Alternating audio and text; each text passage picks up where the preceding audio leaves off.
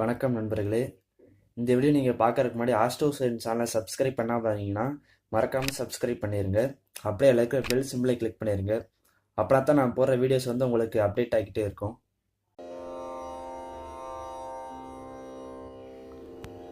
புனர்பூசம் நட்சத்திரத்தில் பிறந்த அன்பர்களுக்கு என்னோட முதற்கண் வணக்கத்தை நான் தெரிவிச்சுக்கிறேன். புனர்பூசம் நட்சத்திரத்தில் பிறந்தவங்க பார்த்தீங்கன்னா சுயமரியாதையை விரும்புகிறவங்களா இருப்பாங்க, ஒழுக்க செயல்களாக இருப்பாங்க, நீதிமானாக இருப்பாங்க. அடுத்து பார்த்தோம்னா தன்னம்பிக்கையான வார்த்தைகளை பேசுகிறவங்களா இருப்பாங்க.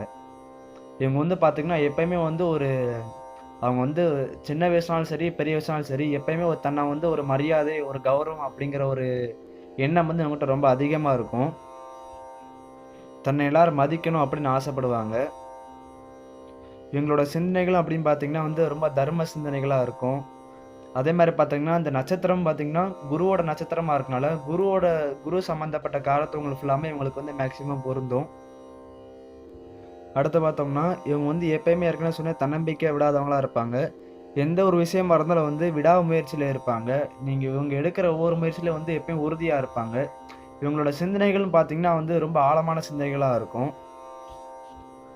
அதே மாதிரி இவங்க சிந்தனைகள் எப்படின்னா எப்பயுமே ஒரு மனம் தளராத, அதாவது ஒரு சம யோசிதமான யுக்தியை இவங்க யோசிப்பாங்க. எப்பயும் ஒரு நிதானமாக செயல்படக்கூடியவங்க. அடுத்து பார்த்தோம்னா இவங்க நட்சத்திரத்தில் ஒரு பழமொழி இருக்கு, என்னன்னா புனர்பூசம் புத்தக பிரியன்னு சொல்லுவாங்க. அது மாதிரி பார்த்தீங்கன்னா அவளுக்கு புத்தகம், அதாவது புத்தகம் படிக்கிறது ரொம்ப பிடிக்கும். இப்போ இதே பழைய கால ஜென்ரேஷன் அப்படின்னா புக்ஸ் ஜாஸ்தி கிடையாது. அவங்களுக்கு என்னன்னா நிறைய விஷயங்கள் தெரிஞ்சுக்கிடணும்னு ஆசைப்படுவாங்க. இப்போ உள்ள ஜென்ரேஷன் பார்த்தீங்கன்னா புக்ஸ் நிறையா படிக்க ஆசைப்படுவாங்க. அதே மாதிரி இவங்களுக்கு நிறைய கதை கேட்கறது பிடிக்கும், நிறைய கதை புக்ஸ் படிக்கிறது பிடிக்கும். அது மட்டும் இல்லாமல் இவங்க நிறைய வேத சாஸ்திரங்கள் தெரிஞ்சுக்கணும் ரொம்ப ஆசைப்படுவாங்க. அதில் நிறைய பேர் தெரிஞ்சவங்களும் இருப்பாங்க. அதே சமயம் இவங்களோட பேச்சும் பார்த்தீங்கன்னா இவங்க பேச்சில் முக்கால்வாசி உபதேசங்கள் தான் ரொம்ப அதிகமாக இருக்கும். நிறைய பேருக்கு அட்வைஸ் அப்படிங்கிறது இவங்களுக்கு கை வந்த கலை அப்படின்னு சொல்லலாம். ஒருத்தரை பார்த்து அட்வைஸ் பண்ண ஆரம்பிச்சிட்டாங்க, அவ்வளோதான், ஒரு நேரத்துக்கு அவங்க எந்திக்கவே மாட்டாங்க. அந்த அளவுக்கு இவங்க ரொம்ப அட்வைஸ் பண்ணுறதுல ரொம்ப விருப்பமாக இருப்பாங்க. ஏன் அவங்க மேக்ஸிமம் அட்வைஸ் பண்ணுறாங்கன்னா இவங்களோட லைஃப், இவங்களோட வாழ்க்கை அப்படின்னு பார்த்தீங்கன்னா இவங்களோட நடுத்தர வயது வரைக்கும் பார்த்தீங்கன்னா வாழ்க்கை நிறைய போராட்டங்களை செஞ்சுருப்பாங்க. நிறைய போராட்டமான வாழ்க்கையாக தான் இருக்கும். இவங்களோட வாழ்க்கையில் பிற்பகுதியில் தான் ஒரு செல்வம் சேர்க்கக்கூடிய யோகங்கள்லாம் இருக்கும்.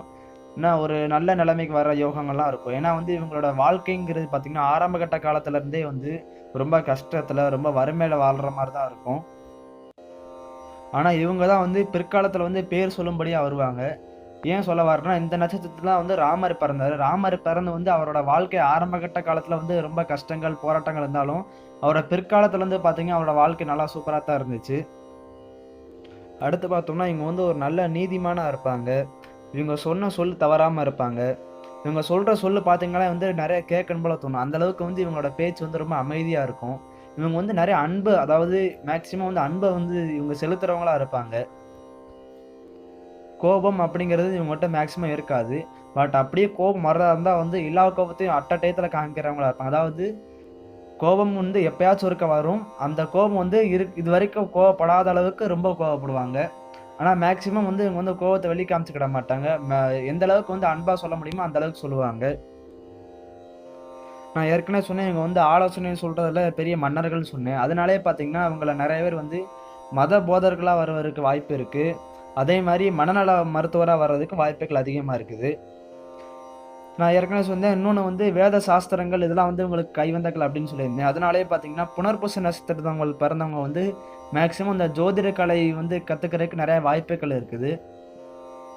ஏன்னா அவங்க எந்த ஒரு விஷயத்தையுமே ரொம்ப தீவிரமாக யோசிப்பாங்க. எந்த ஒரு விஷயம் தெரிஞ்சுக்கிறா இருந்தாலும் அதில் அதாவது உள்நோட்டமாக ரொம்ப ஆழமாக சிந்திக்கக்கூடியதாக ஒரு கலை எடுத்துக்கிட்டோம்னா அந்த கலையை முழுசாக கற்றுக்கிடணும் அப்படிங்கிற ஒரு எண்ணம் இவங்ககிட்ட ரொம்ப அதிகமாக இருக்கும்.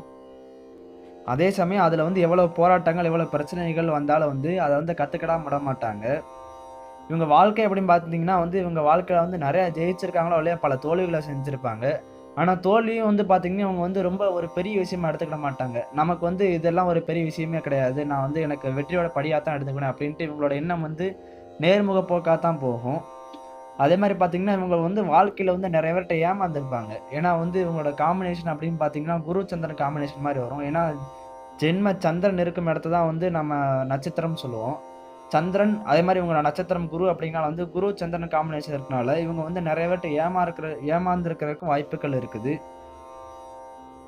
ஏன் ஏமாறுறாங்கன்னா இவங்க வந்து மேக்சிமம் டக்குன்னு அதாவது இவங்க வந்து அதிகப்படியான நம்பிக்கை வைப்பாங்க அடுத்தவங்கள் மேல. ஆனா அதே கட்டத்தில் பார்த்தோம்னா இவங்க வந்து வாழ்க்கையில பிற்காலத்தில், அதாவது பிற்காலம் இல்லை, ஒரு பல ஏமாற்றங்களுக்கு அப்புறம் வந்து இவங்களே ஒரு தெளிவாயிருவாங்க. நிறைய ஜாக்கிரதையா இருக்கணும் அப்படிங்கிற ஒரு தெளிவு மனப்பான்மை இவங்க கிட்ட வந்துடும். அடுத்து பார்த்தோம்னா இந்த நட்சத்திரத்தோட விலங்கு அப்படின்னு பார்த்தீங்கன்னா பெண் பூனை. பெண் பூனை வந்து இந்த நட்சத்திரோட விலங்கா இருக்கிறனால வந்து இவங்க கிட்ட வந்து ஒரு 2-3 கெட்ட பழக்கங்களும் இருக்கு. என்னன்னா வந்து ஒரு சில அந்த திருட்டு குணம், அதே மாதிரி இந்த மறைச்சு வைக்கிற குணம், இந்த ரகசியமான வாழ்க்கை, அதாவது ரகசியமா எது விஷயம் தெரிஞ்சுக்கிறது, அந்த மாதிரி ஒரு குணம் வந்து இவங்ககிட்ட ரொம்ப ஜாஸ்தியா இருக்கும். ஏன்னா வந்து இதோட இந்த நட்சத்திரத்தோட விலங்கு வந்து பார்த்தீங்கன்னா பெண் பூனை. பூனைக்கு உண்டான ஒரு சில குணங்களும் இவங்ககிட்ட கொஞ்சம் அதிகமா இருக்கும். அடுத்து பார்த்தோம்னா நீங்கள் வந்து தாய் தந்தையர் வந்து மதிக்கிறவங்களா இருப்பீங்க. முக்கியமாக வந்து தாய் மீது வந்து அதிக பாசத்தை காட்டக்கூடியவங்களா இருப்பீங்க. அதே மாதிரி உங்ககிட்ட வந்து குரு பக்தி அப்படிங்கிறது வந்து உங்கள்கிட்ட நிரம்பி வழியும். அதே மாதிரி உங்களுக்கு இந்த நட்சத்திரத்தை பற்றி வேறு எதாவது தகவல் வேணும்னா வந்து கீழே இருக்கிற கமெண்ட் பாக்ஸில் உங்கள் கருத்துக்களை டைப் பண்ணுங்கள். நான் வந்து மேக்ஸிமம் உங்களுக்கு ரிப்ளை பண்ண ட்ரை பண்ணுறேன். இந்த வீடியோ உங்களுக்கு பிடிச்சிருந்துச்சுன்னா லைக் பண்ணுங்கள், கமெண்ட் பண்ணுங்கள், ஷேர் பண்ணுங்கள். மறக்காமல் ஆஸ்ட்ரோ சேனலை சப்ஸ்கிரைப் பண்ணிடுங்க.